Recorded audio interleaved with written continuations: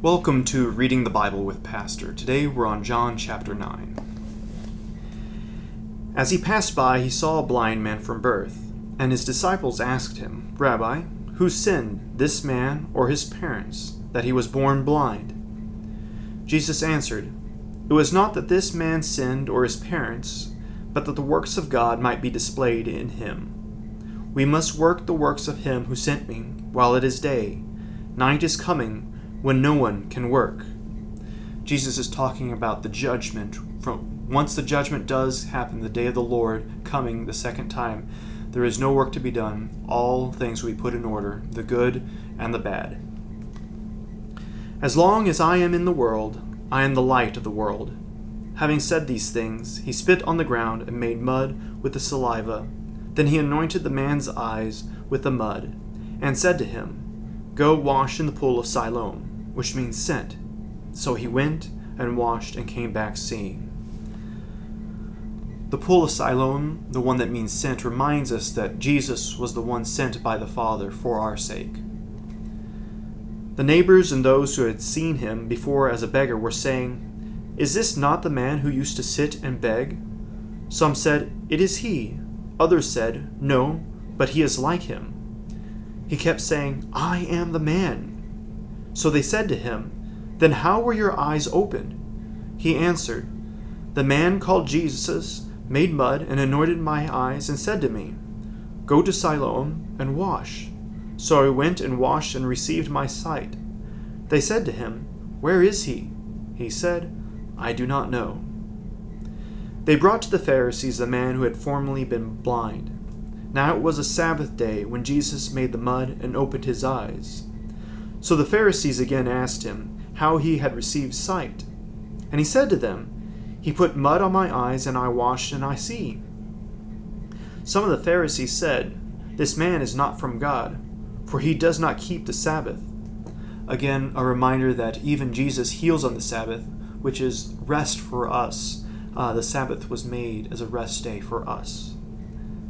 But others said, "How can a man who is a sinner do such signs?" And there was a division among them. So they said again to the blind man, "What do you say about him, since he has opened your eyes?" He said, "He is a prophet."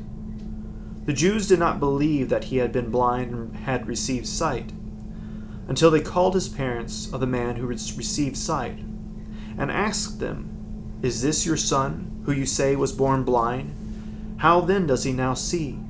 His parents answered, "We know that our son, that this is our son, and that he was born blind. But how he now sees, we do not know. Nor do we know who opened his eyes. Ask him, he is of age. He will speak for himself." A boy becomes of age at 13 years and 1 day. His parents are deflecting the question so that they are not accused, but he can answer truthfully for those in attendance. His parents said these things because they feared the Jews, for the Jews had already agreed that if anyone should confess Jesus to be the Christ, he was to be put out of the synagogue. Therefore his parents said, "He is of age, ask him." So for the second time they called the man who had been born blind, and said to him, "Give glory to God. We know that this man is a sinner." He answered, "Whether he is a sinner, I do not know. One thing I do know, that though I was blind, now I see." They said to him, "What did he do to you? How did he open your eyes?" He answered them, "I have told you already, and you would not listen. Why do you want to hear it again? Do you also want to become his disciples?" That is a little bit of sarcasm by the blind man who can see now, showing his true trust in the Lord. And they reviled him, saying, "You are his disciples, but we are disciples of Moses. We know that God has spoken to Moses, but as for this man, we do not know where he comes from." The man answered, "Why, this is an amazing thing. You do not know where he comes from, and yet he has opened my eyes. We know that God does not listen to sinners, but if anyone is a worshiper of God and does his will, God listens to him." This is not exactly true. God listens to all sinners who have faith in him and is a child of God. Never since the world began has it been heard that anyone opened the eyes of a man born blind. If this man were not from God, he could do nothing.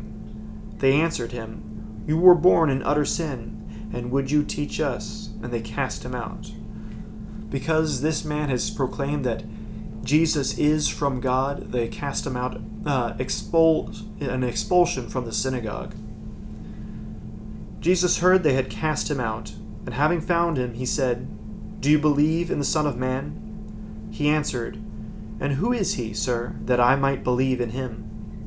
Jesus said to him, "You have seen him, and it is he who is speaking to you." He said, "Lord, I believe," and he worshipped him. Jesus said, "For judgment I came into this world, that those who do not see may see, and those who see may become blind." Some of the Pharisees near him heard these things, and said to him, "Are we also blind?" Jesus said to them, "If you were blind, you would have no guilt. But now that you say we see, your guilt remains."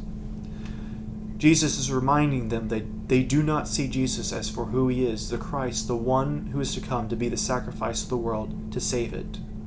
We'll continue next time with John chapter 10.